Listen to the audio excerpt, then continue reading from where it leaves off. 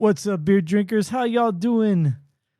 Welcome to a special cold brew podcast. My buddy Will Walthersen from Catalyst Crafted Ales, he hit me up and asked if I wanted to come down, and he had some new beer and he just wanted to, shoot the shit. So I went down there and we were talking about beer. Had some of his new beer that he brewed in collab with Copper State Beer Festival, and it's premiering this Saturday, August the 2nd, down in Tempe, Arizona. It's a marvelous beer. It's a double dry hopped hazy IPA, a double hazy IPA. I think it comes in about, I think he said 8% alcohol by volume, and the finish is just amazing. They use this ingredient called, I think he's called it Phantasm, and it just brings out the finish in the beer, all these different fruity type esters from the hops. It was lovely. It was a good beer. So if you are in the Arizona area this weekend, check it out at Catalyst Crafted Ales. Plus, we also talk about our usual. We talk about football and a bunch of stuff. We like to run the gamut. We don't just talk like beer. That's I think why Will and I get along so well. Is we like to talk about sports, especially football. And we also talk a little bit about college football, but mostly about NFL. We nerd out about that. He really nerds out about beer, too, in the beginning. So for all you beer nerds out there, you probably really like his breakdown of some of his beers that he's brewing. So had a great time with Will, as always. And we're going to do something soon in the future again. So stay tuned for that. Before I get to the interview, don't forget to follow us on Untapped and on Instagram. Search Cold Brew Podcast. And also, you could download these episodes on Spotify, Apple Podcast, YouTube, and Podbean.com. So without further ado, here is Will and I talking about beer.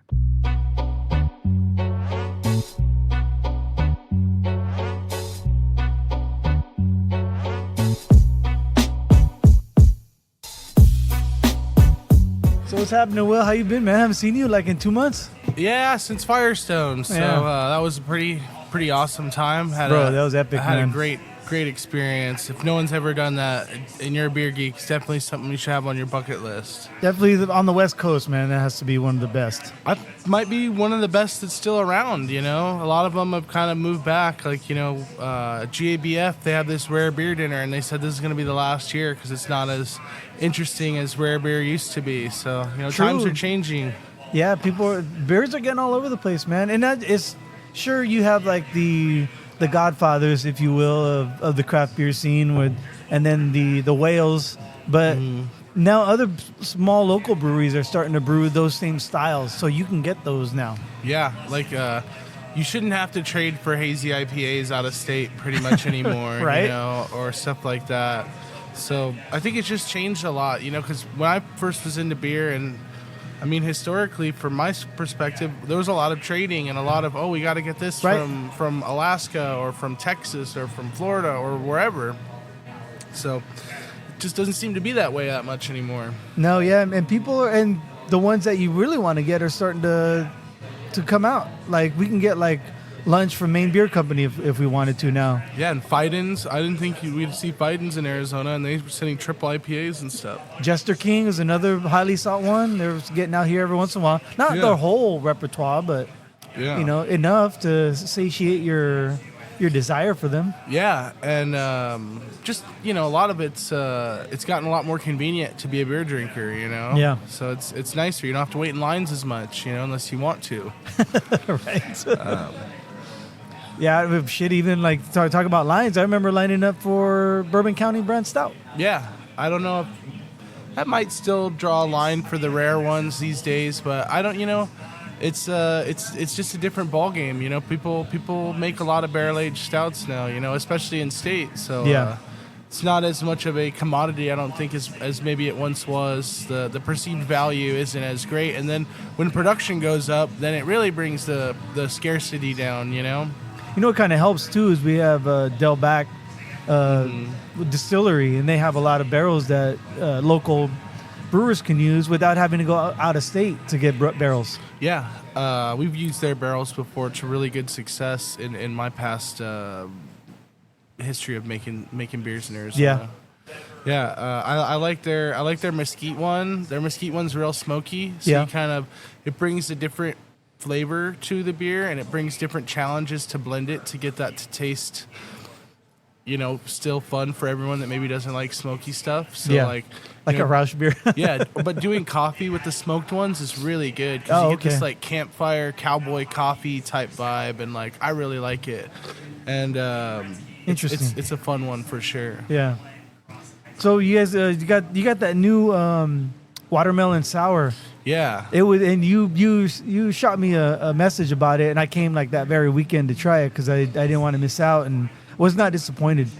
It's sour by category, but it's not sour by taste at all. Yeah, it's kind of more supposed to be like an agua fresca, where it's almost like it's like a beer in disguise. Like people wouldn't think it was a beer. People thought it was a seltzer because we make seltzers like that too. Yeah. But we just got like 11 huge watermelons from the store because we're waiting on fruit to come in, and shipping delays or whatever happened, and we're like, I still want to release a beer that day, so I went to the local big box store, and they had watermelons on sale, and I was like, that sounds like a fun idea. Yeah. So we chopped them up and immersion blended them and kind of filtered out some of the seeds and the bigger particulates, and then added some hibiscus like tea that we made in-house, and a little bit of lime and a little bit of a strawberry flavoring to kind of bring the watermelon out.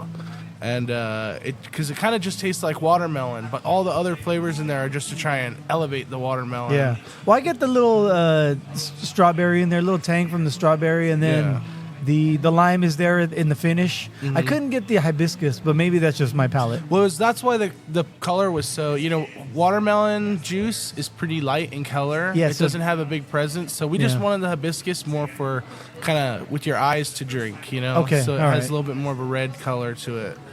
Fair enough. But yeah, it didn't rot my gut like a lot of sours do.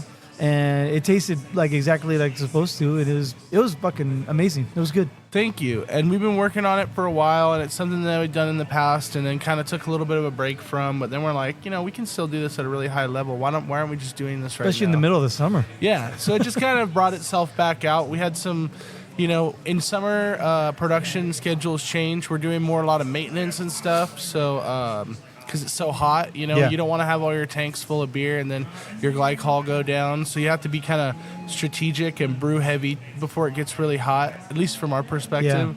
Yeah. You also don't want to be brewing like a stout in the middle of the summer because it just gets hot. Yeah, we just brewed a stout last week. So. That's hilarious that you say that. Yeah, so it's kind of one of those things where we have a lot of good stock on our beers and all our tap lines are full. So we're like, hey, let's fill some barrels up. You know?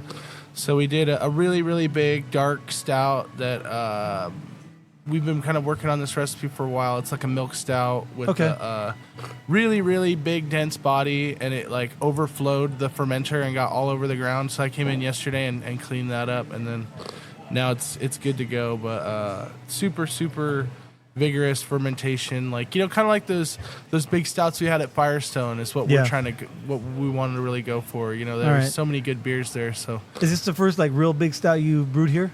This is the biggest one that I brewed here. Yeah. I mean, we still have the Vanilla Reality. Did you ever get a chance to try the Vanilla Reality? Yeah. Yes, I did. It was good, man. Yeah. So I like that one because to me the body is not like egregious. It's still full bodied. But it's not like Angry Chair or anything, but it's also not like really thin like some stouts that you have. So like to me it tastes like old school Bourbon County, like maybe 13, 14 Bourbon County, where it's not like super, super rich, but it's dense enough to be able to hold on to the adjuncts and still you get the barrel flavor and all that. Yeah, it's not it's not pastry thick either. Yeah. So we kind of want to find somewhere in the middle. And I know I used to really like the really big, thick stouts, but it's just so much work to get them that big. It's really, really hard. And it takes a lot of boiling. It takes a lot of mashing, a lot of grains, and, adding some little things to help, like adding a little bit of lactose or adding a lot of lactose or adding, adding maltodextrin or other things that are unfermentables to help keep your body rich on that beer and velvety, and not flabby and getting too sweet, and not like too sharp or too dry. You know? Yeah, too dry, and then also, like you said, like real thin, which is fine for some stouts. Yeah. But if you're aiming for something that has a bigger mouthfeel, you can't let it get too thin. Yeah, you don't want it to be like water. Like, you don't want people to say your stout drinks like water. At least we never want to. I mean, it would hurt my feelings. I would have to go back and make like a bigger stout after that. And I took that personal. Yeah, you know. So then we're like, okay, now we're gonna do a double, triple mash or something to get even more sugar. Right. Yeah. But, yeah, so we have that filled, and we have a bunch of barrels that we're going to be doing. Like, we got a Blanton's that we got. We have nice. A lot of, like, small single-barrel, high-end bourbons from liquor stores. And we bought a couple really high-end. We have the 1792 Sweet Wheat, which is one of my favorite bourbons. It's a lot like a Weller. It's like a high wheat bourbon. Okay. So just some geeky stuff like that. And then we are releasing... I don't know when this will be released, but... we're releasing a new double dry hop double IPA next Saturday, and it's in collaboration with Copper State Beer Festival. And Joe came over and helped us brew it. And, I saw some pictures that you we got posted. some shirts. We got some pretty cool cans. We're gonna have a special burger deal for the day, a double burger for the double IPA. Oh wow! And it should be pretty fun. But I have some if you want. Do you want to try a little before anyone else? Yeah, sure. Let me hit pause real quick. Okay. And we're back. Damn, dude, this is crazy thick. Yeah, I can't even see. I can't see anything. We tried to do a lot of oats in this, something that we've done in the past, but this is like the most oats we've ever used in IPA. Okay. It's a lot of Pilsner malt. So see how it's kind of more like bright, like yellow, rather than like orange or golden color. Yeah. Like, we like it really bright, like yellow, like straw color. That's like my favorite. And then. So this is made with Citra, Mosaic, and Riwaka. Those are How can you go wrong? 3 of our favorite hops. Right. So super happy with that. And then a lot of inspiration from, tasting those beers with you and trying beers from Green Cheek and some spots in California. Like Highland Park had some really good beers too when we drove through there. Right. So cheers. Cheers, brother.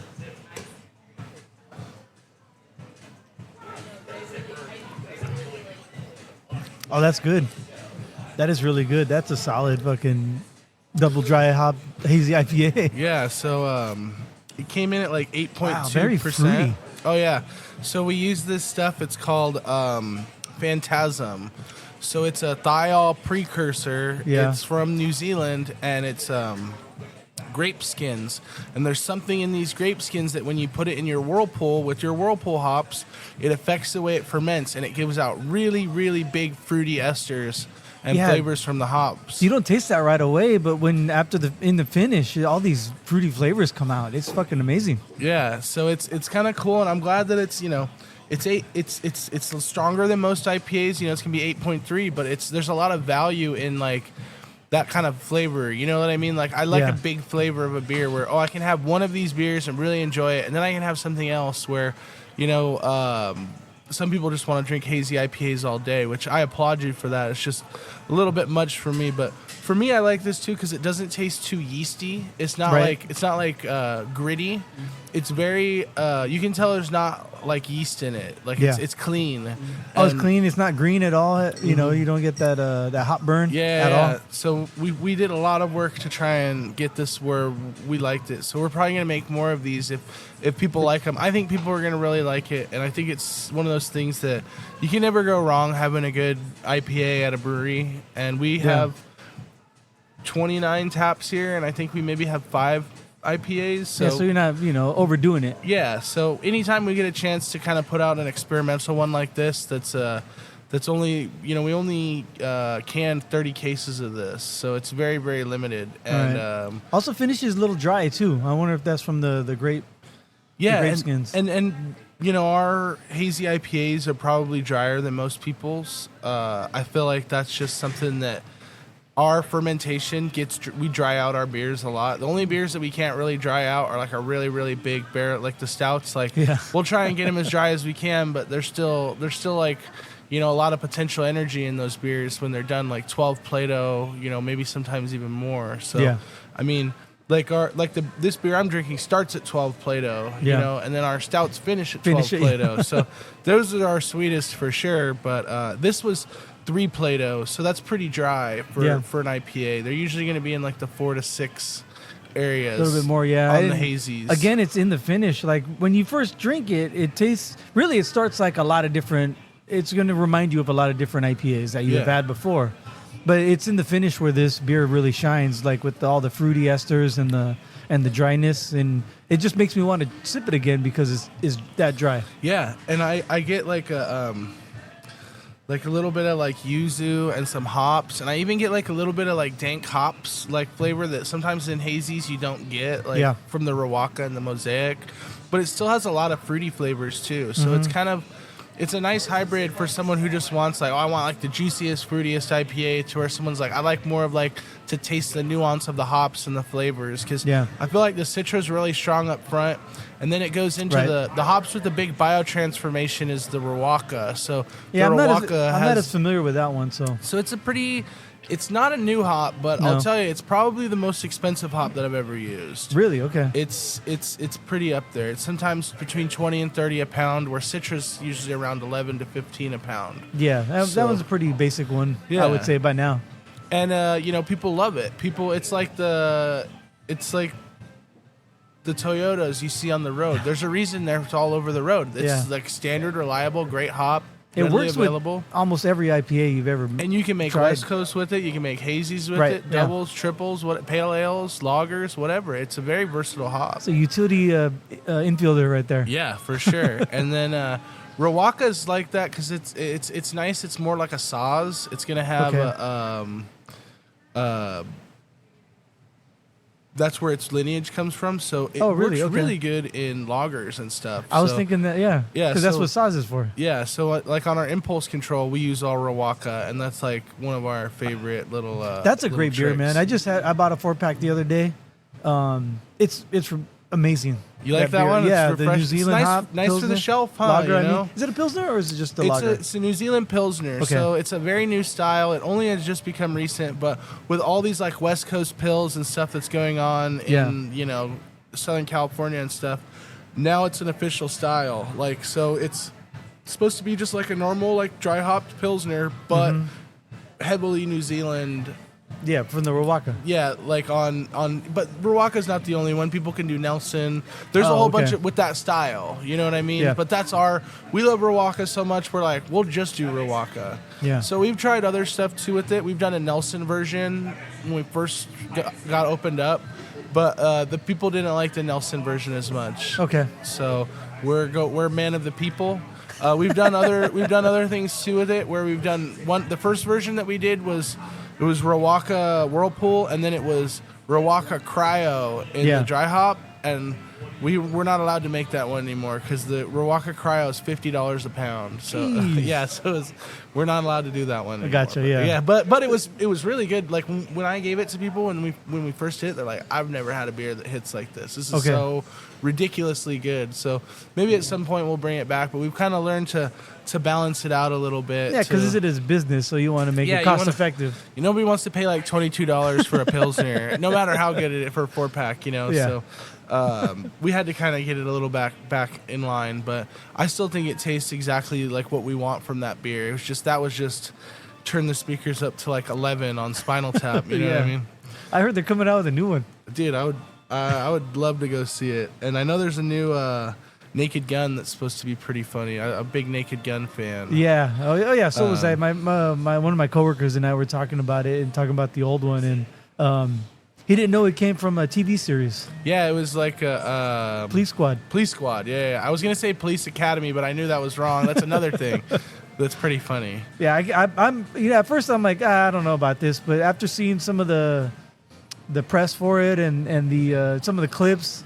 I didn't see a whole trailer, but I saw some clips. I'm like, okay, I'm going to give this a shot. Yeah. And Seth MacFarlane's involved. Yeah, it doesn't take much for me to get, like, there's so many movies that I'll just see and I'll be like, I'm not going to see that. So if there's just a little bit of a bite, the smallest little hook can get me in to go see a movie these days because I so rarely go. But Yeah, and that one I'll see in the theater. yeah, you gotta. Well, I mean, I just watched Happy Gilmore 2 this weekend. Okay, Have you how was seen it that? yet? No, I haven't. I've been wanting to, but I was kind of a little nervous. So I wanted to see it with my daughter. But she said I haven't seen the first one yet. So we watched the first one. Okay. Which is on Netflix until the 31st.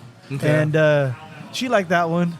She was like laughing at some of the parts that I didn't think she got, but she got them. And then we watched the second one, and I like the second one. Not as good as the first. It got a little ridiculous at the end, but at the same time, it's a fucking comedy. Who cares? Yeah, Just and go I with mean, it's what 30 years since the movie came out. Yeah. You know, so I mean, And they did a good job. It's good. It's a good installment. Adam Sandler always does movies where they're good and they're heartfelt, and there might not be the most cutting edge movie, but it's an Adam Sandler movie, so Yeah. you know what you're getting into. It's, you know, he's funny. It's always going to be funny. Right. There's always going to be like one or two moments where you're like in tears laughing the first time you see it. So Yeah, and it's a lot better than some of his other Netflix movies, like Herbie Halloween was. I didn't like yeah, that one. sometimes those Or ones Ridiculous Six, I didn't think was good. he'll put out a lot of stuff. I know he made that Diamond movie that was supposed to be really highbrow, where Yeah. it was with that like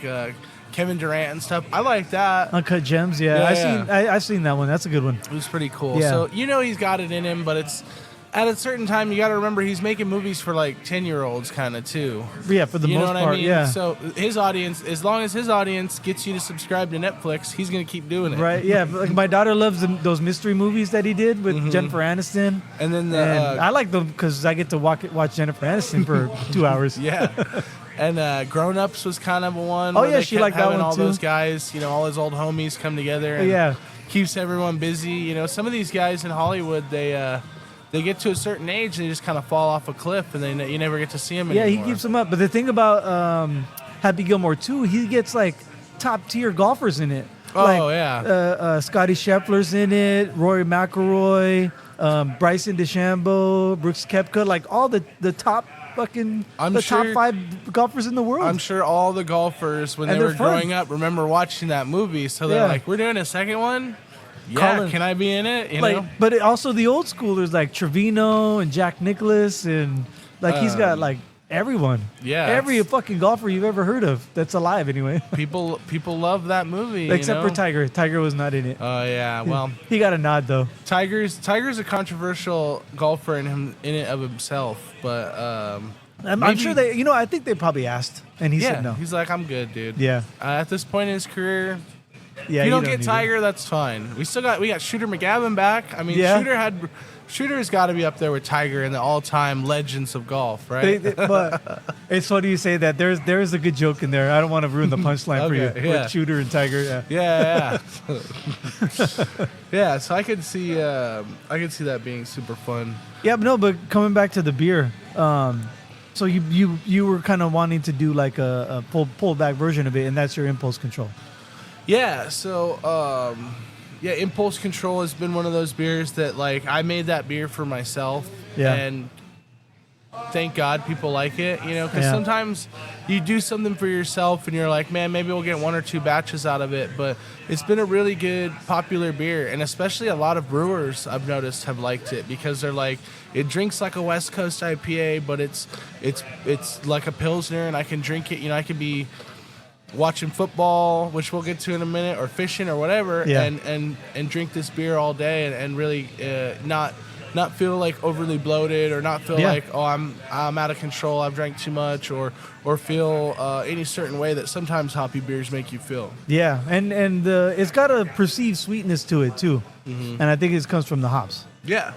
Yeah, definitely. And because that beer is pretty dry too, and it's Yeah. it's just those hops are so bright. There's a reason some of these hops are so expensive. You know what I mean? Yeah. Like it's just totally. If you execute your beer really well, it can be like the final piece into making your beer like, that much better. Yeah. And I guess that's always what we're trying to chase. So this Did you one, get a chance yeah. to try the Saison? That's what that looks like there. No? Yeah. How'd you know? That was looking. Your Another beers. one of those beers I made for myself.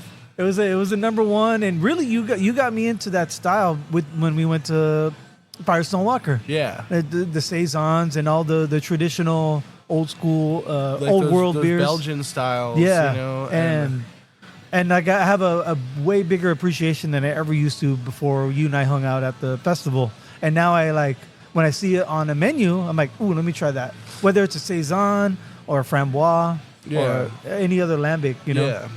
And I mean, even like the Trappist style beers, I really like Tripel and even like a good Duvel. You know, like it's a nice 10% beer that just drinks like a Pilsner, and it's super frothy, and you know, goes good with just about any. You could eat like fried cheese curds or any food in between, like sushi with the Belgian beer, and it'll still. You know, you can have super rich or super light, and it just goes good with just almost any food. And they keep pretty well because I know a lot of craft beer nerds that don't like shelfies, but I like going to Total Wine, and I'll buy some of the like Trappist Roquefort.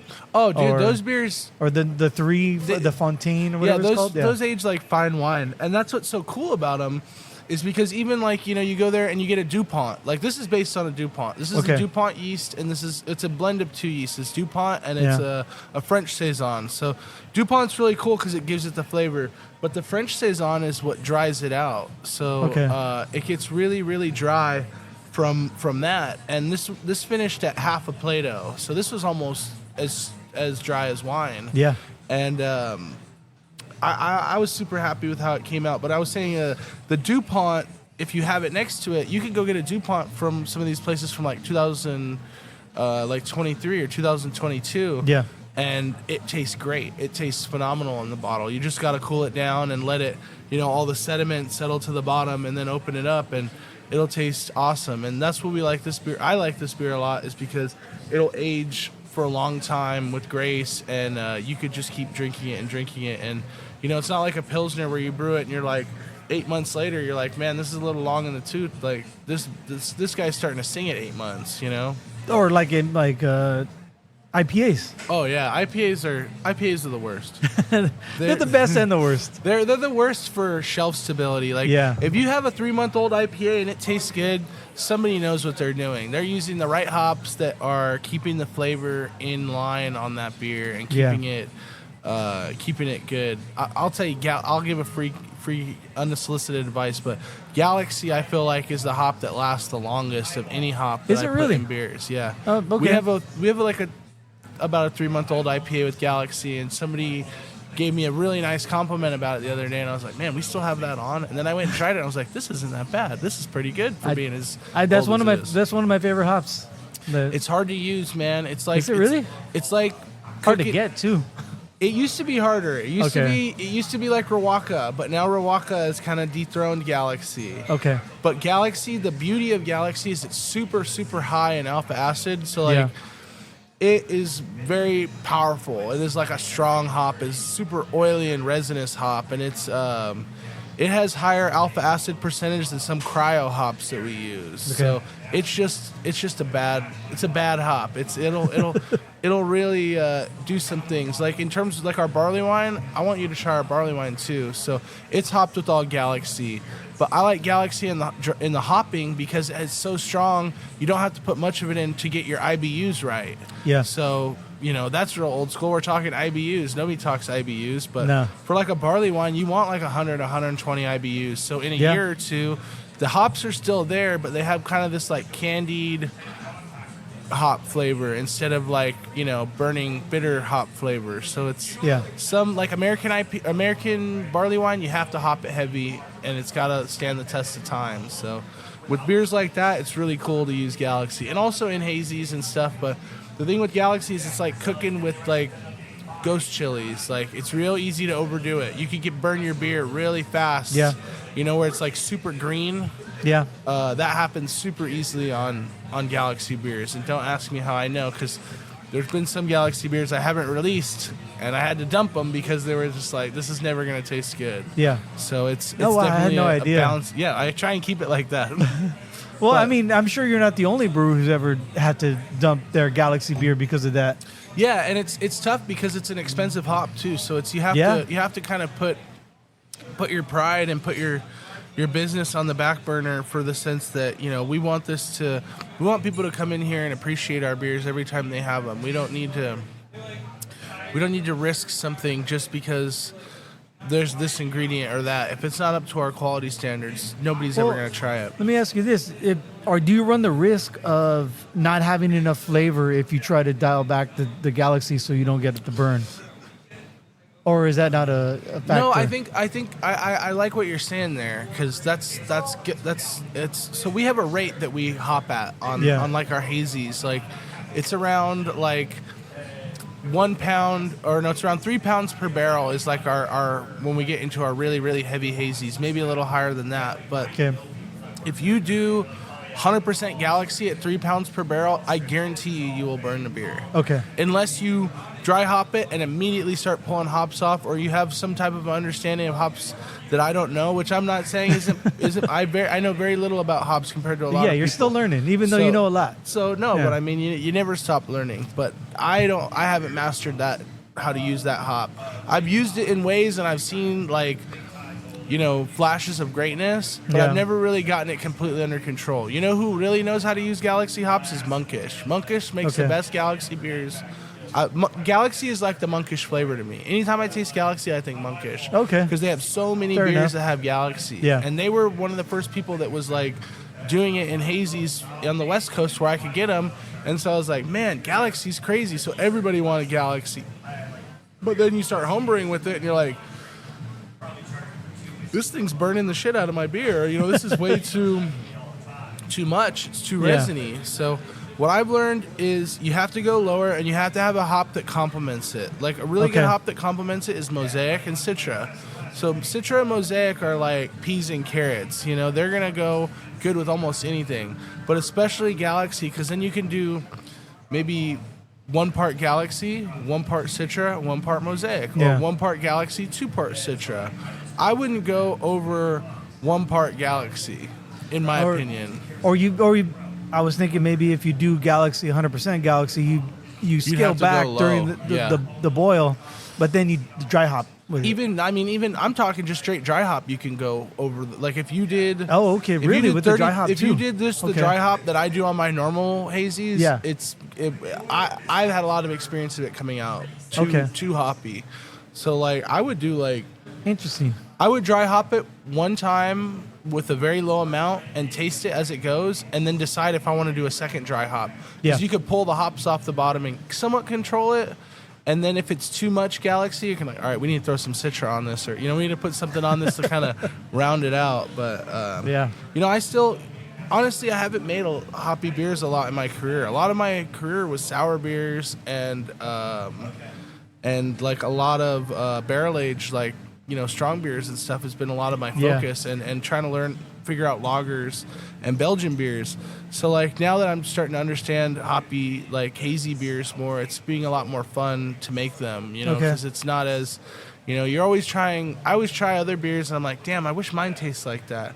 And like, sometimes people don't do that. Sometimes brewers go home and drink Pabst Blue Ribbon all day, and they never, they just live in like this serendipitous world where they just drink only their own beer and like macro beer. But I try and drink as much modern craft beer as possible, because that's what's the market. That's success is going to. You want to see what other people are doing? Yeah, and see like, hey, I like that, or like, oh, I don't like that. What were they thinking on that? And you can learn a lot from trying other people's beers. Yeah, especially people's beers that are in state or close to you. Like the people that I try their beers the most in this state, I would say probably Pinnacle. I feel like I drink a lot of Pinnacle beer. Yeah, and he's all over the place over there. Yeah, as far as like he doesn't have one style he sticks to. No, he's in Prague right now, so he's learning about lagers in Prague. Yeah, so. Czech pills. Yeah, so he's kind of very immersed in that like very historical style. I would say he's like a historian of beer. Yeah, we're talking about Wyatt, right? Yeah. Wyatt, yeah. So head brewer over there. He's really cool in that sense, but he does some cool stuff too. Like he does the cold double IPA, which is not historic. No, it's not. But it's trend-setting almost. I think that's why we get along so well, is because he does the beers that I don't really do, and I do the beers that he doesn't really do. Yeah. So we have some historic beers, like Bobby's pretty spot on historic. The Saison's spot on. But a lot of our beers are not. So that's why I think we've always had such a cool friendship, is because it's like I'm like very abstract and he's very much like by the book type of brewer. Well, he's he went to school for it. So, yeah. So And that's what he's comfortable with. And he came from a brewery that made a lot of Belgian beers. So me and him have that respect for Belgian beers where we try. You know, he has the Tripel that I think is one of his main, like in his core lineup. That's a good one. I had that one there at the brewery. And he makes some really cool. That's not the first beer I had by him, but when I went to the brewery, that's the first beer I saw it. I'm like, I have to try that one. Yeah, and it was good. Yeah. And I like his Victoria. He has the Czech Pils. It's kind of like the Urquell. Okay. That he always has on his side pull. So we're supposed to do a collaboration, but that yeast is very very expensive and very temperamental. So he's gonna bring that yeast over here, and we're gonna do like an IPL with that Urquell yeast. So we're really, once he comes back from Prague. So we're kind of excited about, you know, having future plans like that. And another brewery we try a lot of their beer is Saddle Mountain out by you. Yeah. So we love Anthony and the staff that they have over there, Laura and all those guys, John, Chad. You know, there's a whole list of them. But their beer is really kind of like, they're a little bit more to style than me too, but they still like that. We have the same, you know, bromance where they make the beers that I don't make, and we make the beers that they don't make. So we bounce a lot of ideas. But we do share a lot of beers that we do make, like West Coast IPAs. Me and Anthony are very, very similar in the ways that we make West Coast. Like them very dry and certain hop profile, and you know, and he'll have. You know, we've done beers before where, you know, he's like, well, why don't we add this malt? And I was like, I've never used that malt before. All right, let's try it. And then I'll, you know, maybe on the next one, like, hey, how come you don't put this? Or why are you putting this in there? And he's like, oh, I do this. And let's try it without. So to have that relationship with brewers in the state is super cool. And we've done a few collabs with each of those guys, and we have a plan to do a couple more. So I can't begin to put those guys over enough, you know, in terms of being good neighbors and good friends. But there's a lot of really good neighbors and good brewers out here too, you know. So the scene is really as cool as it's ever been in Arizona, I guess is what I'm kind of rambling on about. And I mean, but there's also breweries that are starting to fall by the wayside. I mean, the latest one is Transplant City. Those guys out there, those really. But that was a landlord thing. That wasn't like they weren't being popular or falling off their brewing styles. Yeah, and I am personal friends with Lacey, and I mean my wife is. They're really cool. I wish I could have gone over there more and done more, but unfortunately it's tough, you know, being so far. But I know that their heart's in the right place when it comes to beer, because they make really good beer and they do it the way that they like, and they're kind of unapologetic in it, you know. Yeah, but I mean, at the same time, no matter how much you and I could have gone there, or even the rest of the valley, it's their landlord that really pushed them out. Yeah. And they couldn't even get their system really brewing like they wanted to. Mm-hmm. They still had they were still brewing out their one barrel system because their building wasn't up to code to handle I think part of it was electricity and the plumbing, and the landlord wouldn't help them bring it up. Yeah. And then eventually they got pushed out now. So maybe they'll come up somewhere else, but who knows? I think there's a lot of areas too that could use really good breweries, especially over in like Surprise areas? No. Yeah, I mean Surprise, or if you're trying to come in here, like I know Queen Creek's growing really fast, and there's not a lot of options out there. Just and the old Ellsworth, right? Stuff out in the east, and I mean there's always going to be established breweries, but like there's areas that could use more, like downtown Mesa. I mean I feel like they got a lot of breweries right now. I don't think I would go and open a brewery in downtown Mesa. I mean there's a lot of competition.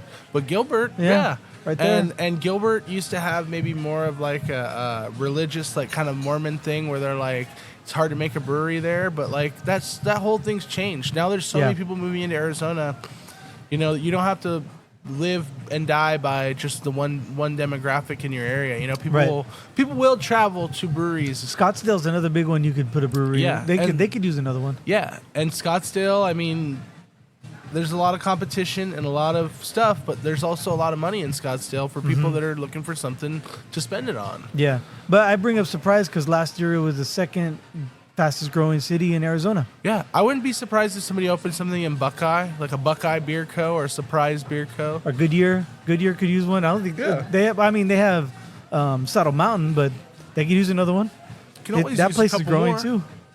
That whole west side is fucking growing because of that microchip plant. Oh yeah, Cave Creek's another place you could put one. Yeah. Up there, or Anthem or something like that. Yeah. Anthem, I think, would be super cool because, people drive through there all the time. Yeah. And whether you're going up to, like Carefree or something, or you're going all the way up to like Prescott or Flag, it's like a nice stop. Like, if you're on your way out, you're like, all right, we're going to stop at Anthem and go, I think, isn't there like outlets and stuff? And yeah, they do have the outlets, yeah. Yeah, so it's like, it's already a destination. It's just figuring out how to, get something in there that works. Yeah, you don't want to rush it, though. You do want to do your due diligence and make sure it's cost effective, too. Yeah. And it's such a big risk nowadays opening a brewery. I think just like opening any business, but, you got to make sure if you're going to open a brewery, you're in it for the right reasons. You want to have somebody that at least somewhat knows how to make beer. The days of opening a brewery and like, I'm a home brewer, I just really love making beer. It's so hard to survive like that. You got to have someone at least who has a little bit of production savvy and market savvy, and it gets crazy because there's so much stuff that goes into it. Like building this place from nothing was quite a climb. And in terms of the Mount Everest of being a great brewery, we're like, when this place was built out and we opened up, we got out of our car in the parking lot of Mount Everest. We hadn't even started. We just got to the bottom of the mountain. So that just goes to show how much time and effort it's going to take to get these places going. But I think that there's breweries that are opening up that are killing it. Like Sana is doing really good. They really know they opened up with a vision, and they opened up with an area in mind and a demographic in mind that they're in a hugely densely populated area that has a lot of breweries, a lot of good breweries, and they're still able to stand out. And I don't think it's hurting anybody. I think it's just helping everybody when there's more good breweries. In fact, when I was talking with them, their landlord wants them to buy the building next door and turn it into a restaurant, but they're like, let's just work on, we just opened. Let's keep this going for a little while. Let's see if we can do this for a little bit before we start moving. His restaurant complicates a lot of things. You have to have experts. It's like opening a restaurant without any restaurant experience is like opening a brewery and with like home brewing. Like, I cook at home, I brew at home. It's not exactly the same. I make mac and cheese at home. Yeah, my kids love it. Well, my brisket tastes so good, and it's like, make brisket for 800 people a day and see how good it is. You know? That's a very good analogy right there. Yeah, So I think it goes with everything. People are always going to do what they love, and especially if you have the resources or the passion, anything's possible. Well, let me ask you this, because I've read stories on my podcast when I'm talking with my brother about the news, is some of these breweries, like in San Francisco, the particular Almanac, turn their brewery into, they don't call it Almanac Brewery anymore. They call it Almanac Adventureland. And they put like a sandbox and a little jungle gym, and they have games for kids. And so they're turning it into a different type of destination that includes like the whole family and the community and all that stuff. Yeah. And you and I have talked about, you can't just open, we just said, you can't just be a home brewer and open up a brewery like in a industrial park right next to a CNC shop anymore. You really need to have a different draw. And you guys obviously have the restaurant here. You're in a good location. You do like events like dog costumes for Halloween and all that stuff. How do you feel about breweries doing that, trying to get like the whole family to come in rather than just the beer nerds? I think it's smart, and I think that Ben Franklin said that necessity is the mother of invention. So he said that? I know that term. I didn't know he said it. Okay. So if you need to get people in, you're going to come up with ideas to get people in. You know, so. Like our perspective, we did something that we haven't done. Like I'm doing like guided tours, like tours with the brewer. So I'll pick a thing of flights.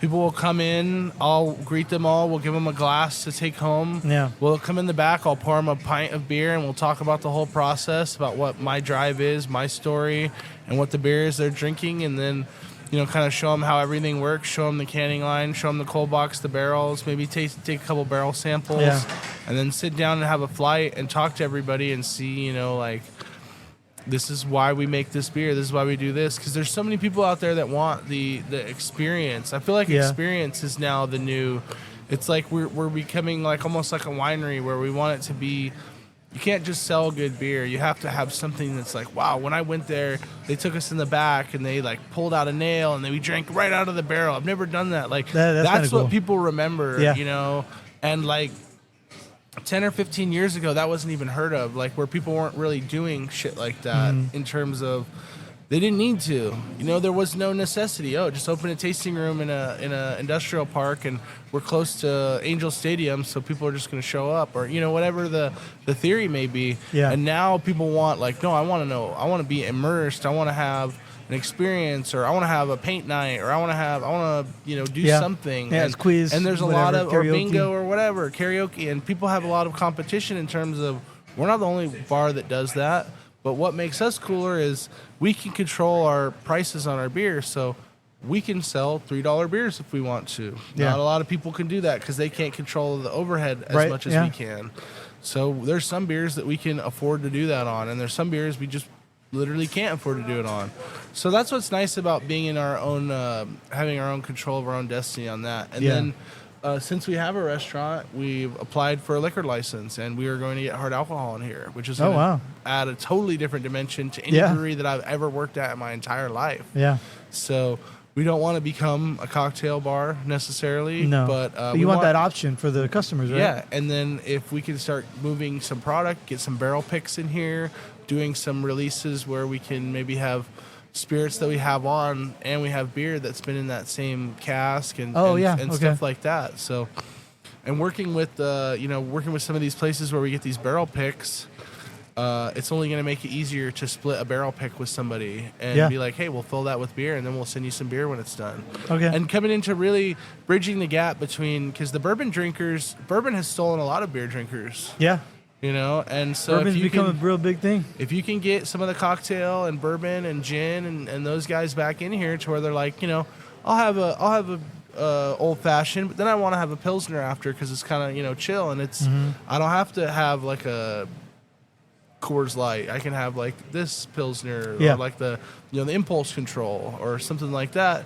And that's what it really, like, where we're trying to stand out is have more fun stuff like that. And we really want to get more ASU involvement. I really like ASU. I liked ASU last year, and I was kind of easy to work with, or good to work following with? Their season. I mean, I just like the school. I like the football. So then when they start winning games, we're like, dude, this is gonna be. I had this little belief in my heart, like, man, they could really do some stuff. They could just win a couple games, and they lost to Texas Tech, and I got really kind of sad, and then they just went on this hot streak and just started winning more and more games, and the next thing you know, they're in the playoffs and taking Texas, a team that's literally built of 5-star thoroughbred blue chip recruits, and we got like Cam Scatabo throwing a touchdown. You know, Jordan Tyson was out, and we were still in that game. That was an unbelievable season you guys had. It was a crazy season, and I'm a Notre Dame fan always at heart, but you know, the local kid, you got to root for him, especially when they're doing good things like Dillingham and stuff. So we've talked about doing some NIL type stuff, maybe having some players over here come hang out and have a couple beers, because as long as they're over 21, we can do that. It's up to them. Yeah. And so I had this idea a year ago, and everyone's going to say I'm full of shit when I tell you this story. I was like, dude, we should bring Scatabo in and do like a Scatabo beer and see if he wants to do it. And we'll just like hook them up with beer. I'm sure this guy will know what to do if we gave him like 20 cases of beer and, you know, make it cool. Like he comes in here and do like a Scatabo burger or something. And they're like, oh, I don't know, you know, whatever, da-da-da-da-da. And it didn't happen. But he got all these NIL deals with local places around here, and then he got drafted by the New York Giants. I'm like, there's something there that we could capitalize on. And I like the new running back they got from West Point, Kanye Udo. I haven't heard of him. Yeah. He's good, dude. He was a sophomore last year at West Point. Yeah. And he had like 11 touchdowns. Do they still do student body over at West Point? Yeah. Oh, yeah. They're doing... Yeah, so it's a run-based They're run-heavy offense. So he had 1,000 yards and 11 touchdowns, and he didn't take his oath to the Army, so he transferred to ASU. So I can imagine West Point and Tempe being a little bit different of like an environment on and off campus. So it's really... I really am intrigued by, you know, I want to meet that guy, you know, and he's 21, so he's able to play over here. But that's something that, like, I would love to do that. And I think that it would be cool because, you know, you get Sparky over here doing push-ups, have a party, and then even something on game day, like, you have like a little shuttle or something that takes people back and forth on game day, or have like the unofficial tailgate of ASU, because we're pretty close. I mean, I know the shop's really close and 100 Mile's really close. Yeah.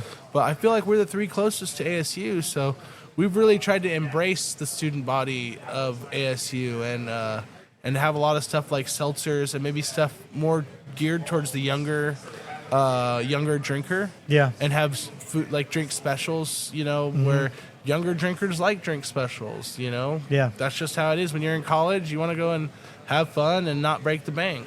Well, I see you even have the T-shirt with the ASU colors. Yeah, so we have a couple. We have a new one coming that's going to be pretty cool. I don't want to give up too much information. No, you don't have to, yeah. But the thing is, this year it's going to be gold shirt is the home shirt. So we want to have gold shirts where you can wear them. Yeah. And possibly, go over and get some people to wear them and go to a game and have some fun and enjoy some football. Like last year, Alex and me went to the BYU game and rushed the field twice. Yeah. So you don't often get to rush the field twice in one game, but we did it, and it was an absolute blast. Oh yeah, because you rush the field, but then they're like, "Oh, there's 1 second left. Get off the field, or they're gonna forfeit." We're like, "Get off the field!" And then 1 second went by, and then you guys went back. Went right back on, and it was crazy.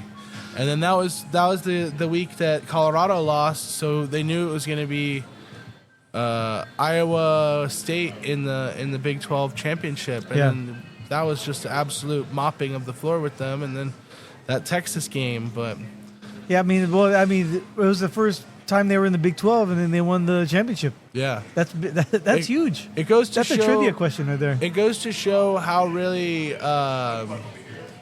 How good the Pac-12 really was. Yeah. You know what I mean? Because all the teams that are the major players in the Big 12 are all Pac-12. Yeah. And Oregon. A lot of players in the Big 10 are Pac-12 guys. Oregon and USC. I mean, USC's had some off years, but I'll tell you right now, when it comes to money and NIL, USC was doing it before it was legal. So they definitely know how to pay players. Right, yeah. Go back to their fake double championship. Yeah, go back to your roots, buying players' houses and stuff. So, but they got the alumni donor money, and as a Notre Dame fan, I have to hate USC. It's like cats and dogs. Saying, yeah. I've been to a USC game. Who they played? They played Cal. They played against Cal that day, and they just mopped the floor with Cal. It was like 2002, 2003. I went to the game where it was Notre Dame versus USC at the Coliseum. Yeah. And that was the year that Notre Dame won that game and then went in the national championship versus Alabama and lost. But I remember that game because we had just lost to USC so many times, and I was just in an area with this couple Notre Dame fans. We're like, woo! And we got out of there like we stole something because they weren't happy about it. All the USC fans. So they're used to winning. Yeah, when you're wearing a Notre Dame jersey, in LA, you want to get out of there, especially if they just won the game and are going to the national title. Well, they're not like Raider fans or anything. Yeah, but I guess maybe we build it up a little bit more in our head. But it was a fun time for sure. How do you feel about speaking of football? How do you feel about your Bears this year? I think the Bears are like the back-to-back off-season champions. They had really good off-seasons, but we haven't seen it really, turn into a lot of wins. They finally got a lineman, the center, right? What's his name? They got a few linemen this off-season. So they got the center from Atlanta. Yeah. That was really good. And then they got a guard from Joe Thuney. They traded for him from Kansas City. He was in Pro Football Focus. He was the third highest graded guard last year, but he's 32, so he's a little older. He's got a season or two left, I feel like. Got another guard in free agency that was on the Rams. I think he's pretty high rated too. Okay.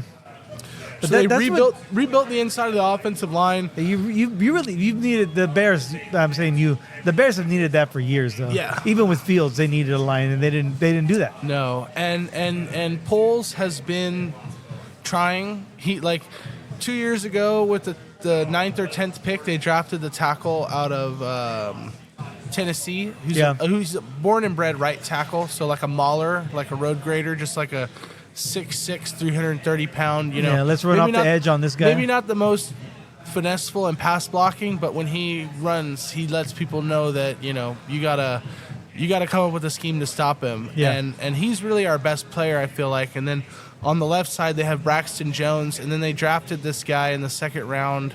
I can't remember where I'm having a blank. I usually always remember. You're doing a lot better than I would with my 49ers. So. And they're having open competition for the left tackle spot. So that's good that there's a lot of competition. So now wide receivers, we have some really good receivers. DJ Moore is really a good receiver, I feel like. Yeah, he's great. I like that they drafted Harold Landry from Missouri in the second round. Yeah. Because he was pretty pissed off about not going in the first round. And he went, like, after the first round was done, he went on, like, his TikTok or something, and he was running wind sprints and running routes to show, like, hey, whoever drafts me, I just hope you know you get a hard worker. Yeah. And they got him at the high end of the second round. So if he can be who we want him to be, he's going to be a very good piece in terms of being a deep threat and a slot receiver and maybe even lining up in the backfield in some ways. So I like Odunze.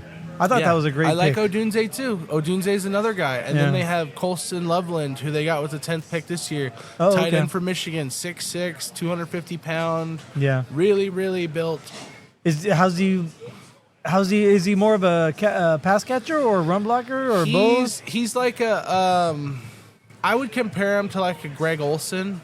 Okay. Where he's definitely really good at catching the ball. Yeah. But he can hold his own in blocking, but we want him to be catching touchdowns in the red zone, you know, because Ben Johnson's offense is predicated around really good tight end play and really good running. Do you guys still have commit? Yeah. So you're going to do a double tight end? Yes. Okay. So that's the really big thing is they're going to have some really heavy sets with two really premier tight ends that can catch and block. Yeah. And then you got DeAndre Swift, who's one of the faster running backs in the NFL when he's healthy.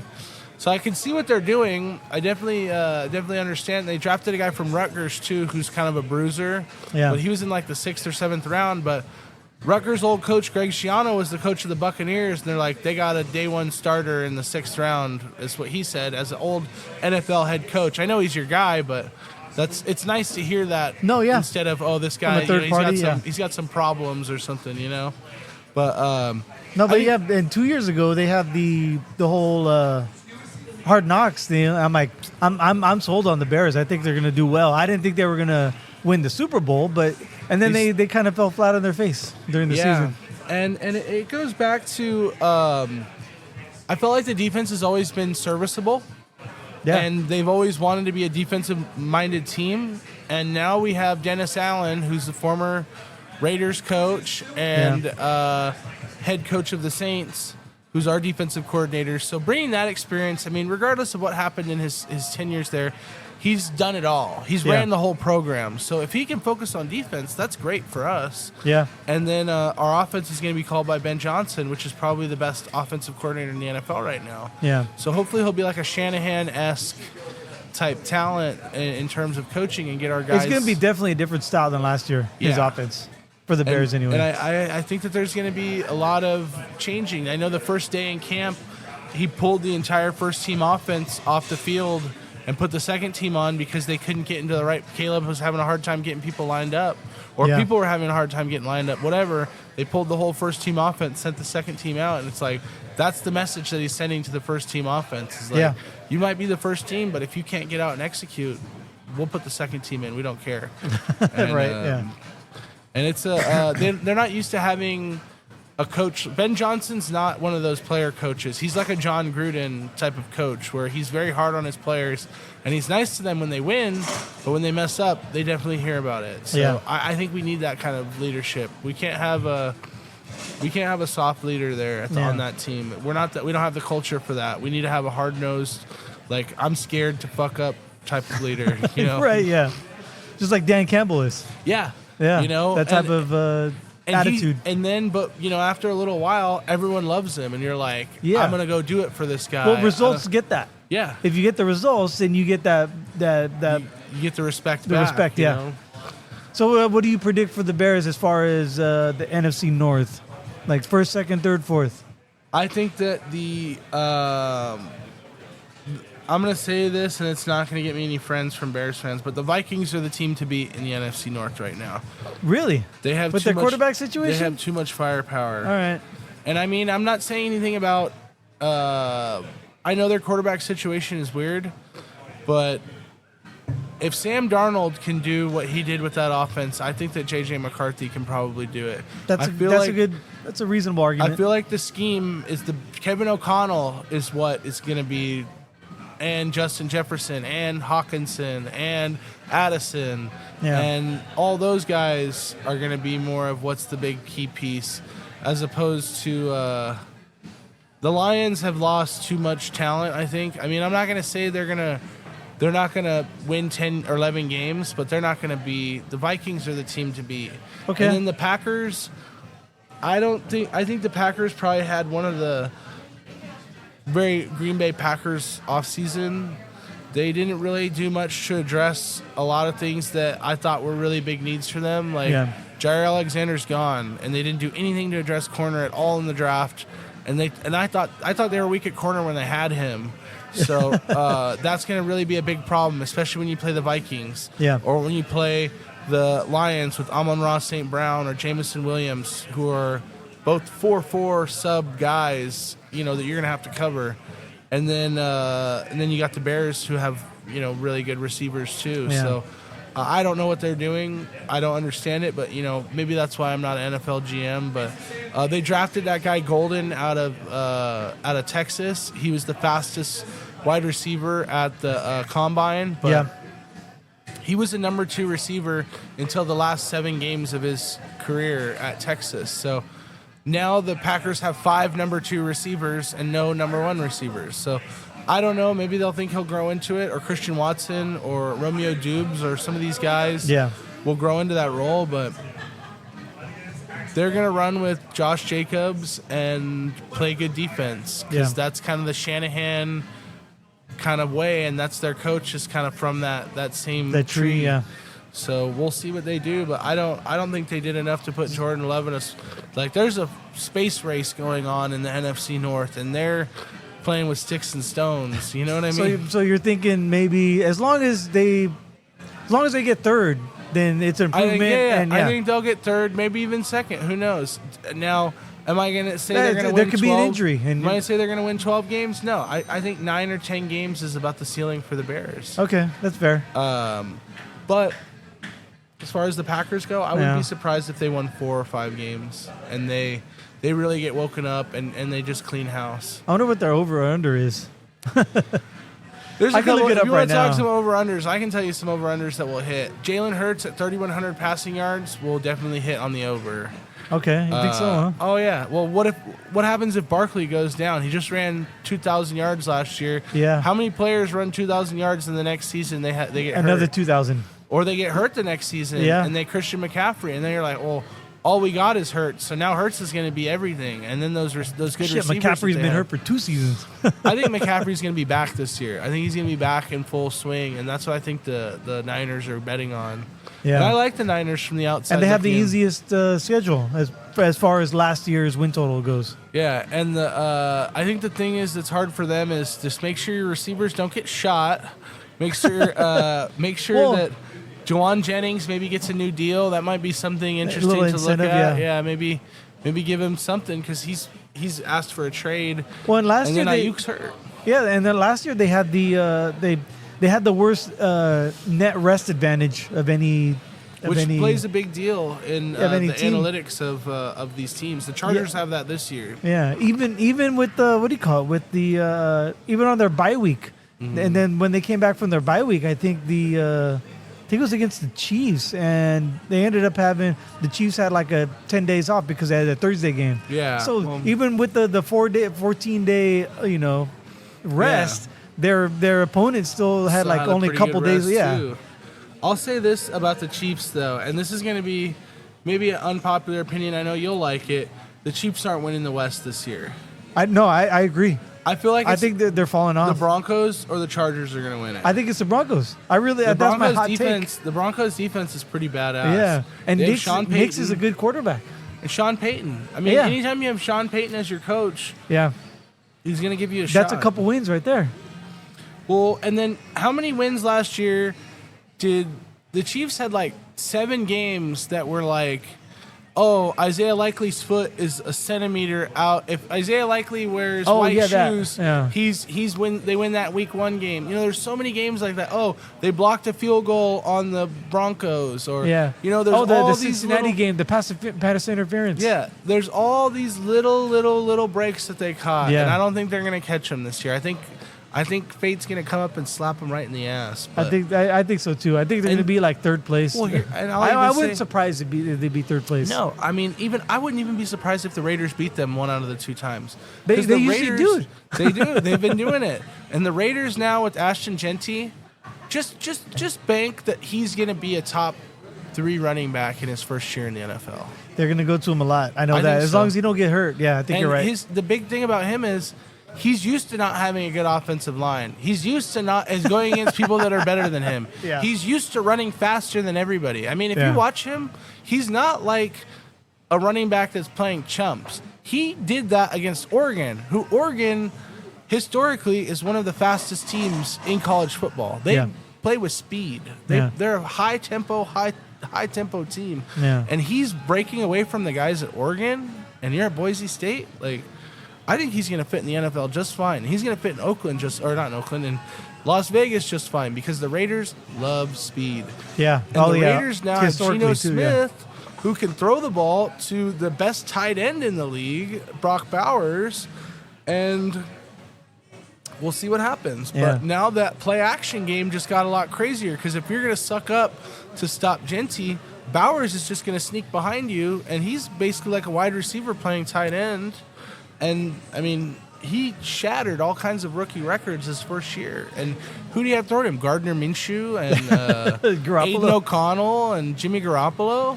Wait till I'm not saying Geno Smith's like, at least Geno's a top 15 quarterback when he's on. Geno can throw. He's got a good arm. Yeah. He can throw 4,000 yards in a season. I mean, the Bears have never even had a 4,000-yard thrower. So, I mean, I have respect for these guys. Yeah.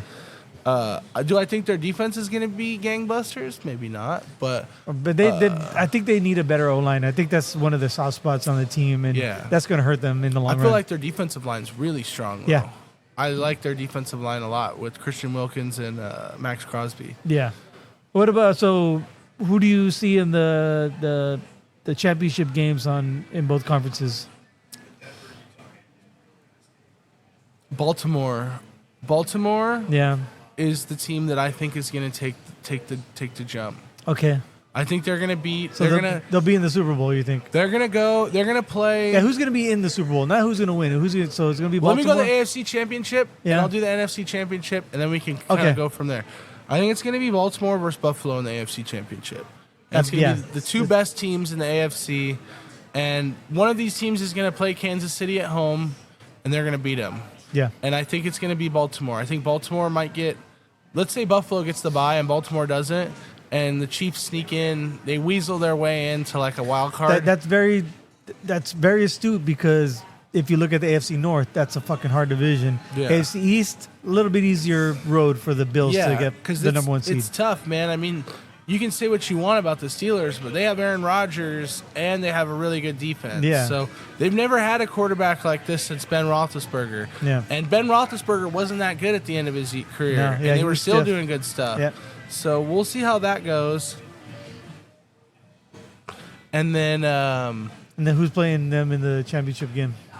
I think that in the NFC. Oh, the NFC, yeah. NFC, it is going to be. It's a little bit tougher, right? Well, I think that the Rams are going to be involved in it.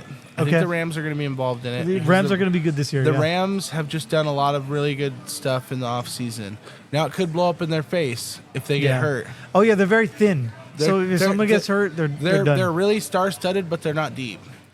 And I'll say the Rams, and I hate to say that because I know you're a 49ers fan. So no, I get it. Don't want to ruffle feathers. And then I'm thinking the other team from the NFC that could possibly do some real heavy-duty damage, it's going to have to be the Vikings, dude. Okay. I think that the Vikings... Yeah, you're really high on them. I saw a video the other day of J.J. McCarthy throwing a 60-yard pass to Jordan Addison in practice, and I'm like, man, if he can throw like that, and if they did that with Sam Darnold, I mean, if this guy's actually good, we're in a lot of trouble. There's a lot of teams that are in a lot of trouble. And I'm going to bank on the... And the only reason I don't say the Eagles is, first of all, I don't like the Eagles. So there's that. And second of all, I think that Saquon Barkley's going to get hurt, and they might go to the playoffs. They probably will go to the playoffs with Jalen Hurts' arm and his ability, but that changes your whole offense if he's gone. Yeah. So you're going to have to pass a lot more, and you're going to be in games where you're going against Matt Stafford and some of the best that the NFC has to offer in the playoffs, and I hope you can rise above it.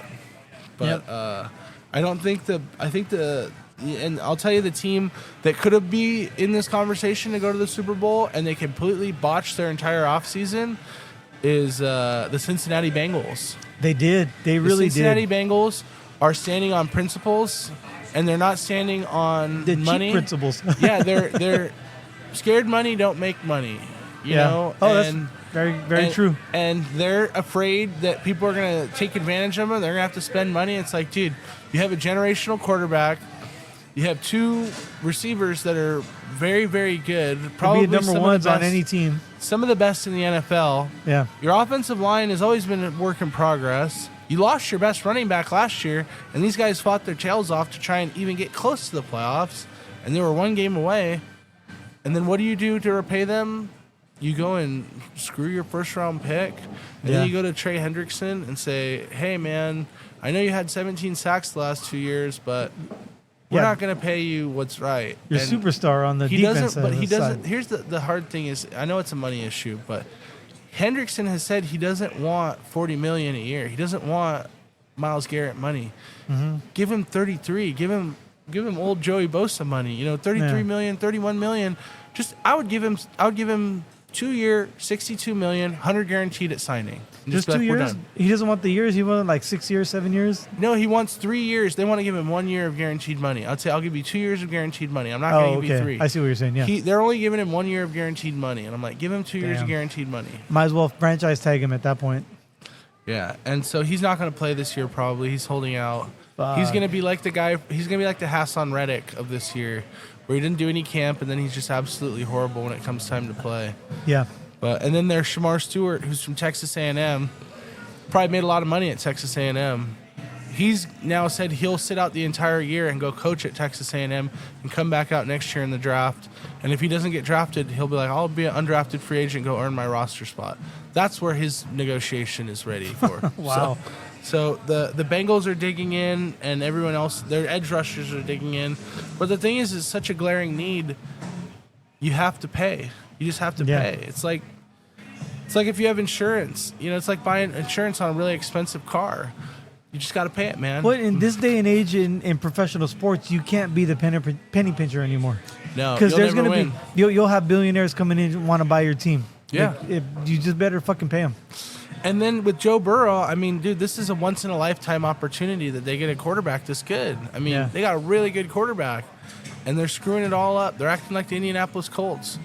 When they had Manning, and they're like, oh, well, we're just or Andrew Luck. I mean, yeah. Those guys, both their careers kind of got botched on that team, and it comes back to like because they don't want to spend.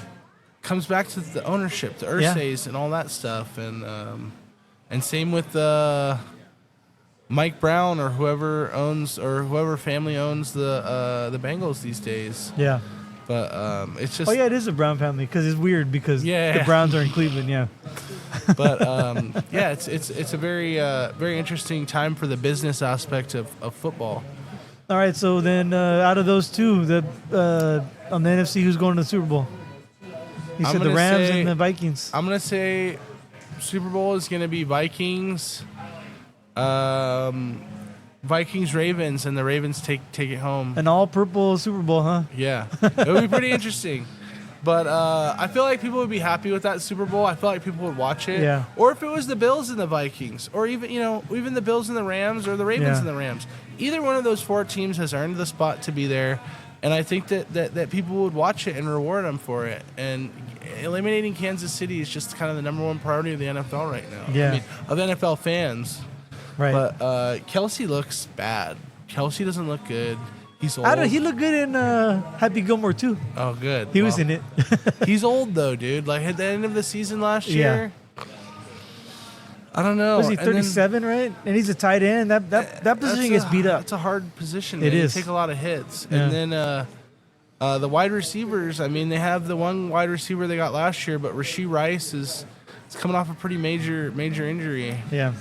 So, and then he's going to be suspended too. I totally agree, and I don't think Mahomes is that great of a quarterback. He's got good luck. He gets really lucky. And Pacheco is another guy that's coming back that's pretty good. So, I mean, like they Pacheco. have players. Yeah.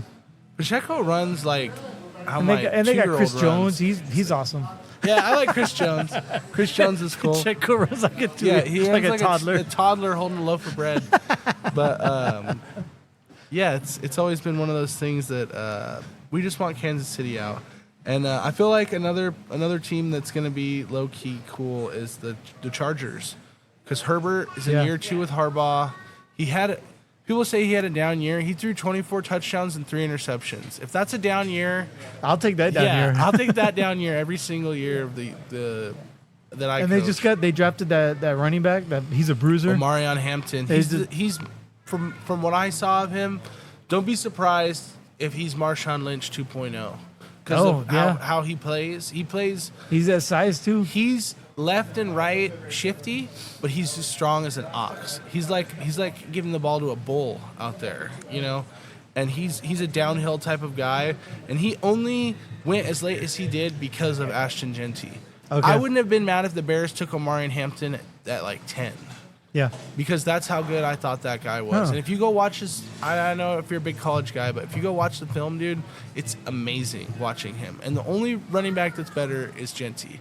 But and it's not as far of a difference. All right, so as you think. that's your dark horse of the season right there. Yeah, the rookie Chargers. of the year, and rookie of the year. Yeah. Wow.